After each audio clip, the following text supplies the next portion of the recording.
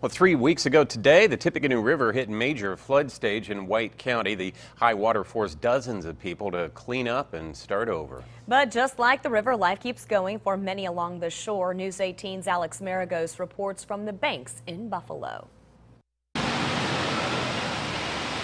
All is quiet here on the Tippecanoe River.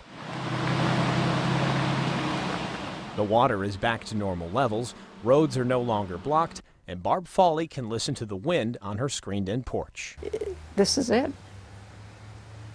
Just real quiet. Exactly 3 weeks ago, the porch was not a good place to be. At 2 o'clock that morning, the water started rising, prompting a quick response from Barb and her husband, Don. We watched it, and then when it got up little to the brick, he said, okay, now it's time. The water would eventually surround their house, but never make it in the door. They were spared major damage by just a few inches, and they're glad they moved fast. This wall was designed to keep the flood waters away, but even on that day, it was no match. In just a matter of hours that Tuesday morning, the water had reached that shed. There was a flock of geese. They didn't even have to paddle. The water would stick around for another week, delaying cleanup and probably worrying any other homeowner. But like so many others who live here, Foley's not asking for any sympathy. You have to accept it.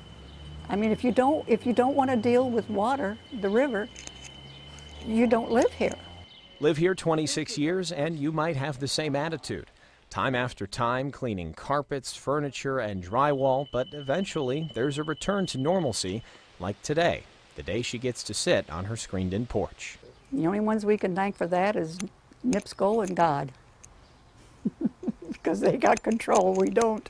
Foley says 3 weeks later, everything is back to normal, but she's still on watch because that's just life on the river. Reporting in Buffalo, Alex Maragos, News 18.